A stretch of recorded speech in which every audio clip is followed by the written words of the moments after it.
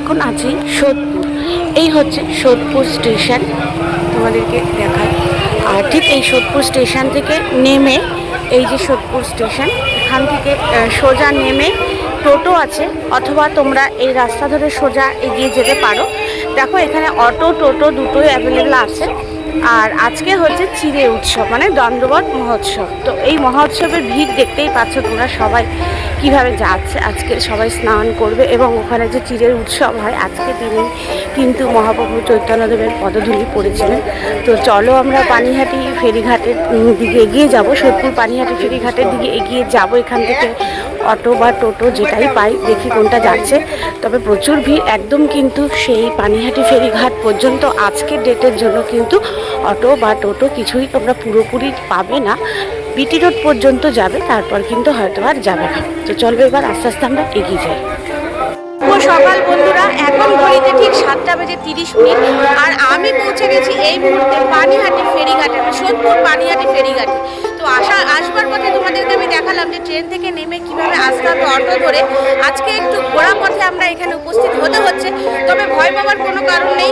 Auto বা টোটো করে আসলে তারা কিন্তু তোমাদেরকে রাস্তাটা দেখিয়ে দিচ্ছে, সামান্য একটু দূরেই দাঁড় করাচ্ছে, কারণ আজকে পুরো ফেরিঘাট পর্যন্ত অটো যাওয়া সম্ভব নয়। প্রচুর ভক্তদের ভিড় এবং প্রচুর সাধুদের ভিড়, প্রচুর মানুষ আছে আজকের এই পুণ্যতিথিতে স্নান করতে। তো চলো এবার আমরা দেরি না করে খুব তাড়াতাড়ি পৌঁছে যাবো ফেরিঘাটে। তো ফেরিঘাটে দেখবো আজকে সমস্ত ভক্তরা এক জায়গায় হচ্ছে, ঠাকুরের নাম গান হচ্ছে, নাম কীর্তন হচ্ছে, তোমরা শুনতেই পাচ্ছ, মাইকে অ্যানাউন্সও করছে। তো চলো তাড়াতাড়ি করে চলে যাই, যে আজকের দিনে দণ্ডবোধ মহোৎসব বা চিড়ে দধি উৎসবের কেন মাহাত্ম্য, কেন আজকের দিনেই হয় বা পানিহাটি ফেরিঘাটেই কেন হয়, তার ইতিহাস কি আছে এবং আজকের এই উৎসবের দিনে সেখানে কি কি অনুষ্ঠান হয়, চলো সবটাই তোমাদের সাথে শেয়ার করে নিচ্ছি। রাস্তা ধরে কত মানুষ ভক্তরা যাচ্ছে দেখো আজকে, আর এখানে নাম কীর্তন হচ্ছে। এই দেখো প্রচুর মানুষ যাচ্ছে। আমি এই রাস্তা ধরে সোজা চলে যাব একদম ফেরিঘাটের দিকে। তো এই রাস্তাটা দিয়ে অটো প্রত্যেক দিনই যাতায়াত করে। আজকে এত মানুষের ভিড় বলে কিন্তু এই জায়গাটাতে অটো আজকে যাতায়াত করতে পারছে না। সেই কারণে দেখো মানুষের ভিড়, দেখো ভক্তি আর মানুষ এক জায়গায় হয়ে গেছে। দেখো নাম কীর্তন এবং ভক্তি নাম গান সবই কিন্তু হচ্ছে।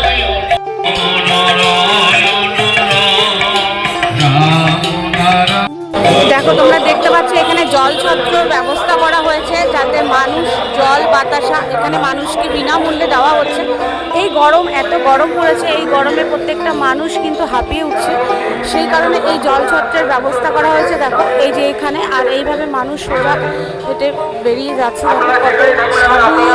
আর ভক্তদের আজকে এখানে দেখা যাবে, যারা কিন্তু এই টানেই আজকে চলে আসে সোদপুর পানিহাটিতে। এবং বন্ধুটা তোমাদের একটা কথা বলবো, প্রচুর কিন্তু ভিড় হয়। তো এখানে যখন তোমরা আসবে, বাড়ির পরিবারের লোকজন আসবে, অবশ্যই খেয়াল রাখবে তাদের দিকে।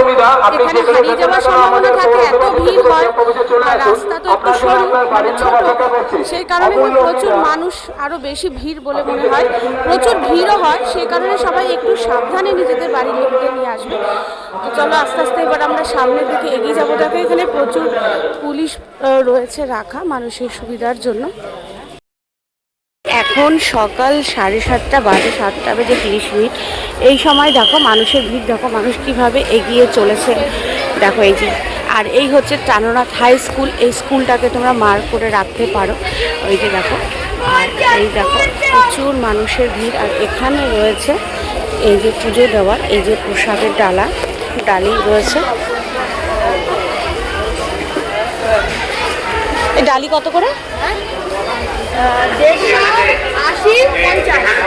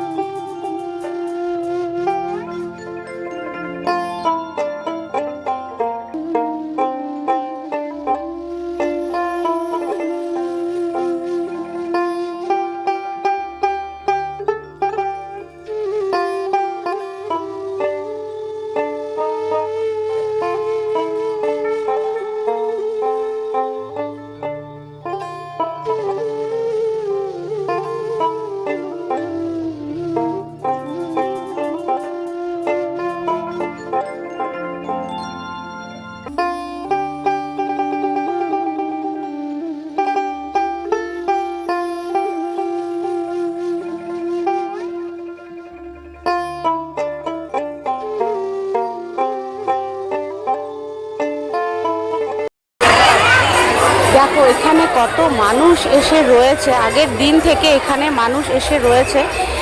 এটা হচ্ছে সহায়তা শিবির। এখানে মানুষ কিন্তু ঠিক এইভাবে এসে এখানে উপস্থিত হয়েছে এবং গতকাল থেকেই রয়েছে, গতকাল রাত থেকেই বলতে পারো, বিকেল থেকেই এখানে আসা মানুষের আসা শুরু হয়ে গেছিলো এবং প্রচুর ভিড়। যারা স্নান করে এখানে রয়েছে, যারা ভক্তরা রয়েছে আর কি, তারা এখানে এইভাবে এসে কিন্তু বেশ গতকাল থেকে রয়েছে। তারা স্নান করবে, তারা নাম কীর্তন করবে এবং এখানে সমস্ত তাদের ব্যবস্থা করা হয়েছে। দেখেছো কত ভিড় হয়েছে, কত মানুষ এক জায়গায় উপস্থিত হয়েছে। এখানে দেখো গোপাল পুজো হচ্ছে, বাড়ির গোপালকেও নিয়ে এসেছে, গোপাল ঠাকুরকে। আর কত মানে ছোট বড় অনেক রকমের গোপাল ঠাকুর এখানে রয়েছে। আর মানুষ পুজো করছে। দেখো এখানে গামলায় প্রসাদও রাখা আছে, প্রসাদ দেওয়ার ব্যবস্থা চলছে, নাম গান চলছে, কীর্তন চলছে আর এখানে পুজোর ব্যবস্থা চলছে।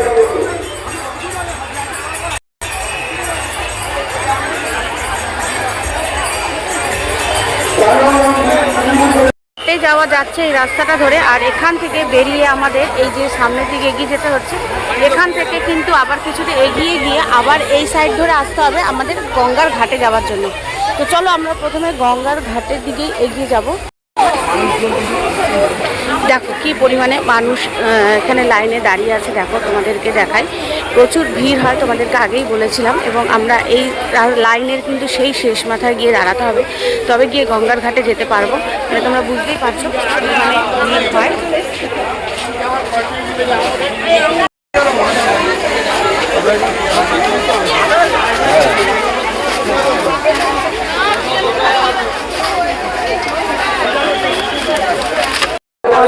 সম্পর্কে সমস্ত তথ্য দেওয়া আছে। 27শে জুন পর্যন্ত যে শনিবার প্রশাসন অনুমোদিত একমাত্র অটো রুট সোদপুর স্টেশন থেকে ধানকল পালপাড়া হয়ে শ্রুতি বিয়েবাড়ি পানিহাটি ক্লাবের নিকট হইতে ছাড়িবে। তো এখানে যেহেতু অটো আজকে পুরো সরাসরি আসছে না, সেই কারণে অটোর সম্পর্কে এখানে দিয়ে দেওয়া হয়েছে। আপনার বাড়ির লোক আপনাদের অপেক্ষা করছে, তারপর থেকে এসে জীবন কুমার দাস আপনার বাড়ির লোক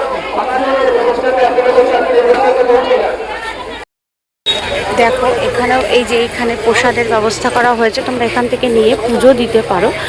আর দেখেছো এখনও কত লম্বা লাইন, এখানে প্রচুর মানুষের, বললাম এক জায়গায় হয় সব ভক্তদের লাইন, সাধুদের লাইন, যারা স্নান করবে বলে এই লাইনে দাঁড়িয়ে আছে এবং পুজো দেবে বলেও লাইনে দাঁড়িয়ে আছে।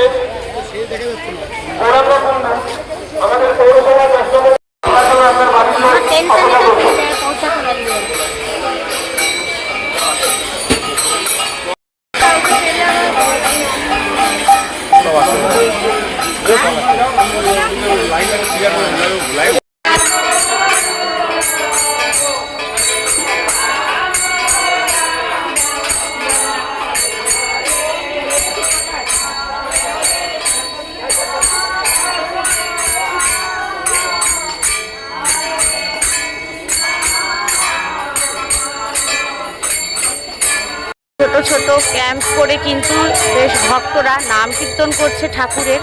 আর এখানে গোপাল রাখা হয়েছে, দেখো গোপাল পুজো করে এরকম হরে কৃষ্ণ হরে রাম হরে কৃষ্ণ হরে রাম করে কিন্তু গান গাইছে সবাই।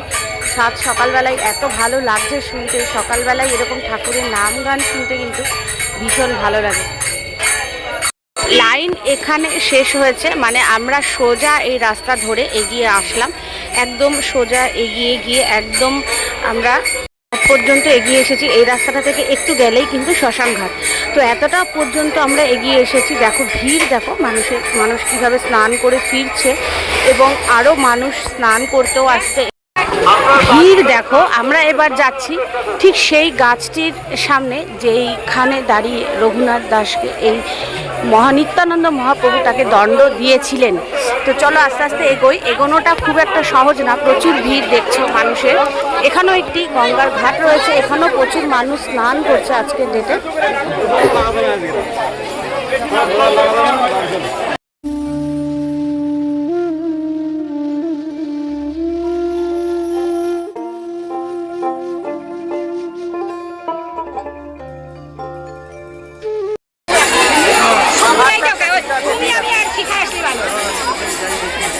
আচ্ছা আচ্ছা ঠিক আছে।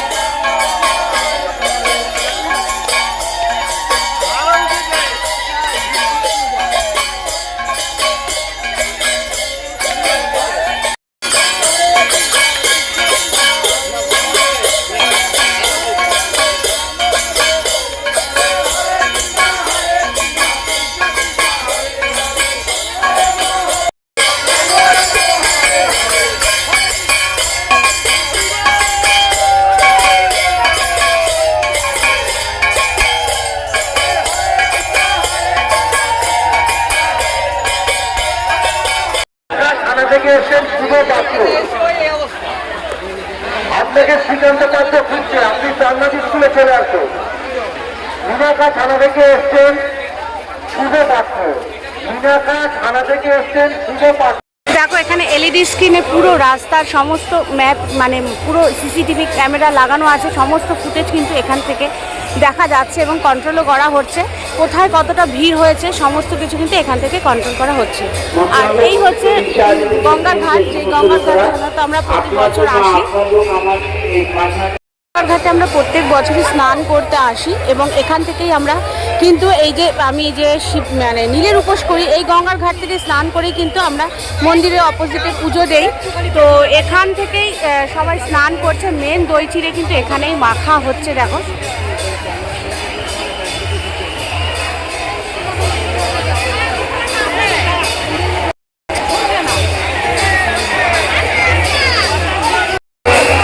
মানুষ কিভাবে লাইন দিয়ে, কত ভিড় এখানে, ভিড়ের মধ্যেও মানুষ কিন্তু এগিয়ে আসছে, ভক্তরা কিন্তু এগিয়ে আসছে নাম কীর্তন করতে করতে, ঠাকুরের নাম জপ করতে করতে, হরে কৃষ্ণ নাম জপ করতে করতে কিন্তু প্রত্যেকটা মানুষ এগিয়ে আসছে। আর এই হচ্ছে গঙ্গার ঘাটে, দেখো এখনো সবাই স্নান করছে, এখনো অনেকে স্নান করে এই রাস্তা ধরে কিন্তু এগিয়ে যাচ্ছেন পুজোর দিকে, মানে এখানে পুজো দেবে সেই লাইন এখানে রয়েছে।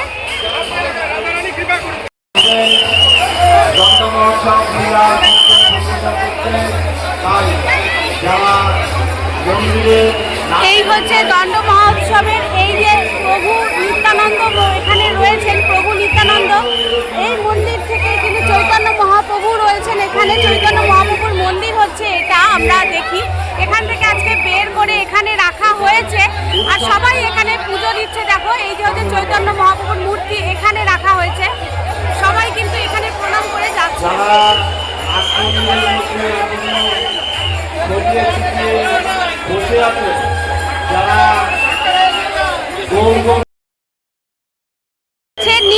ছায়া যার নিচে চৈতন্য মহাপ্রভুকে রাখা হয়েছে। দণ্ডবোধ মহোৎসবের কিন্তু এই জায়গাতে রঘুনাথ দাসকে দণ্ড দেওয়া হয়েছিল।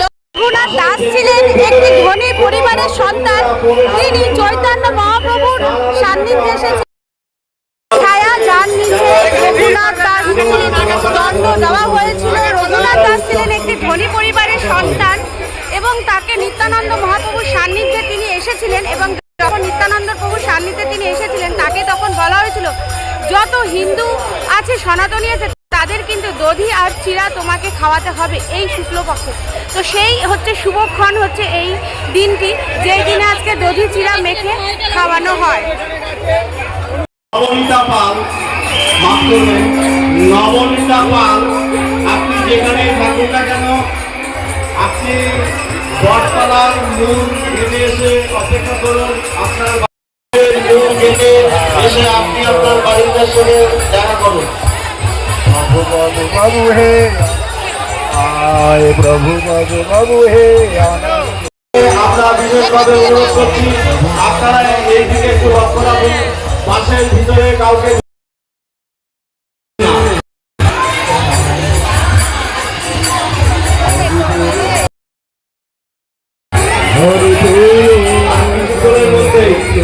পাটবাড়ি থেকে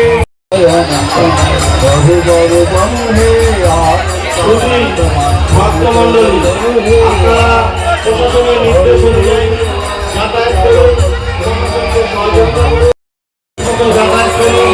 বাসের ভিতরে কেউ প্রবেশ করবেন না, বাসের ব্যারিকেডের ভিতরে কেউ প্রবেশ করবেন না।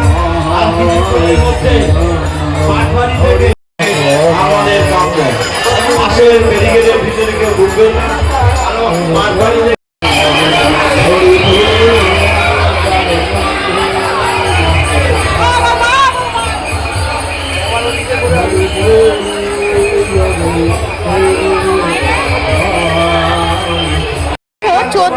1518 সালের মধ্যে পানিহাটি গঙ্গার তীরে এই ঘটনা ঘটে। ঠিক এই সময় প্রভু নিত্যানন্দ মহারাজ কিন্তু এই পানিহাটি গঙ্গায় তিনি তখন অবস্থান করছিলেন।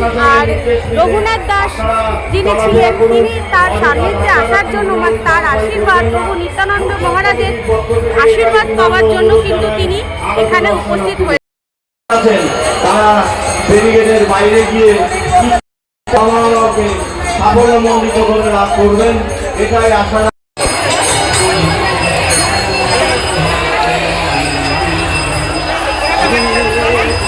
বাসের ব্যারিকেডের ভিতরে কোনো ভক্তবৃন্দরা প্রবেশ করবেন না, এই আশা রাখি আমরা উৎসব কমিটির পক্ষ থেকে।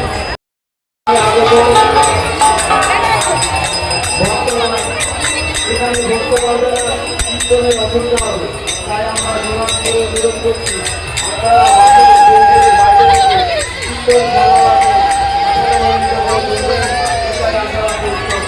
এই সেই বটগাছের ছায়া বন্ধু বটগাছের নিচে দাঁড়িয়ে আছি, যেই বটগাছের নিচে বসেই রঘুনাথ দাসকে প্রভু নিত্যানন্দ মহারাজ এই দণ্ড দিয়েছিলেন যে আজকের দিনে সমস্ত ভক্তদের কিন্তু দধি এবং চিড়ে খাওয়াতে হবে।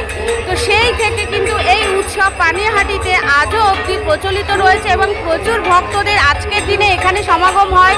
প্রচুর সাধুরা আসেন এখানে, এই গঙ্গা স্নান করেন এবং এখানে পুজো দেন এবং এখানের প্রসাদই কিন্তু দধি আর চিড়ে। আর হচ্ছে এখানে এই সময় যেই আম কাঁঠাল দিয়ে কলা দিয়ে যে প্রসাদ মাখা হয় সেই প্রসাদ দিয়েই কিন্তু পুজো দেওয়া হয়। তো দেখতেই পাচ্ছ সবার কাছে এই রকম মালসা 70, 80, 100, 150 বিভিন্ন রকমের রয়েছে, সেই সব দিয়েই কিন্তু সবাই এখানে পুজো দিচ্ছে।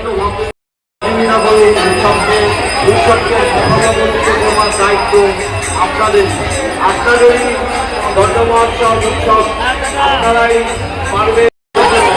দেখো কি ভালো লাগছে গঙ্গার ঘাটটা দেখতে এবং প্রচুর মানুষ এখনো স্নান করছে, কত পাখি দেখো উড়ে যাচ্ছে, তো হেভি সুন্দর লাগছে। আর এই দেখো এই যে ফেরি ঘাট থেকে সবাই ওপারে লঞ্চে উঠছে, দেখো এই যে লঞ্চে উঠছে সবাই। আর এখানে স্নান করার জন্য এখনো প্রচুর মানুষ রয়েছে, এখন ভাটা চলছে, জল অনেক নিচে আছে।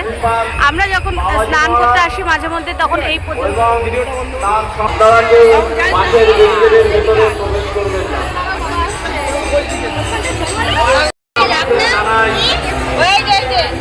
উৎসব কমিটির পক্ষ থেকে গৌরীয় অভিনন্দন।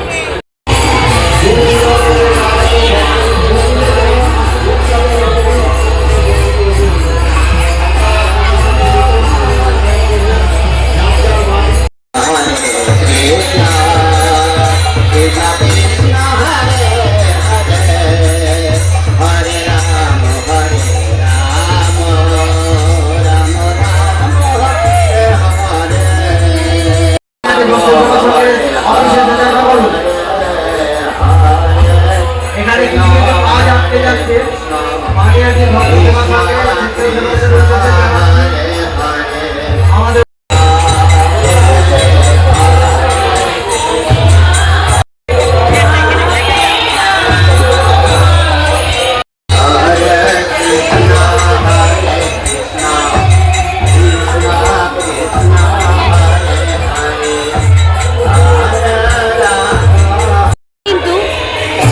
রামকৃষ্ণ পরমহংসদেব এসে বিশ্রাম নিয়েছিলেন। তারপর থেকেই কিন্তু এই কক্ষে বেশ রামকৃষ্ণ এরকম মূর্তি রেখে কিন্তু প্রত্যেক দিন নিত্য পূজিত হন।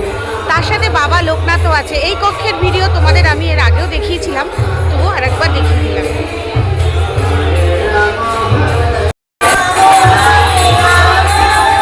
আস্তে আস্তে ইস্কনের দিকে যাচ্ছি, এগিয়ে সামনে যে ইস্কনের দিকে।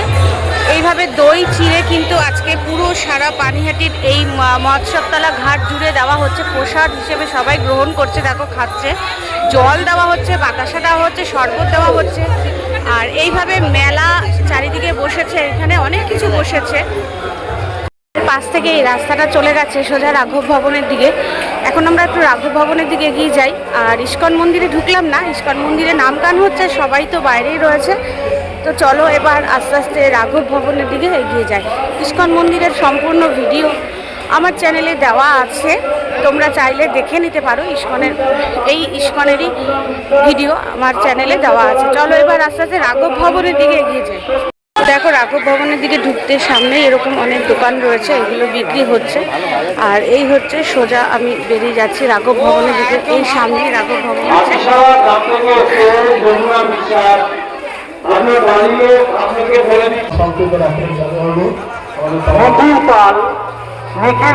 বন্ধুরা রাঘব ভবন দেখো কত সুন্দর করে সাজানো রয়েছে।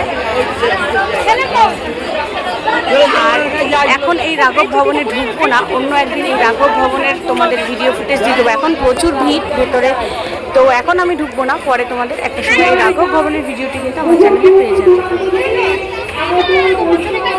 ফেরার চেষ্টা করবেন না। এইভাবে দেখো জল, আমাদের শরবত স্বেচ্ছাসেবক, নিয়ে পুলিশ দাঁড়িয়ে কর্মী, আছে স্বাস্থ্যকর্মী সবাই। থেকে শুরু করে জল দাও। আপনাদেরকে সহযোগিতা করার জন্য অসংখ্য লোক আছে।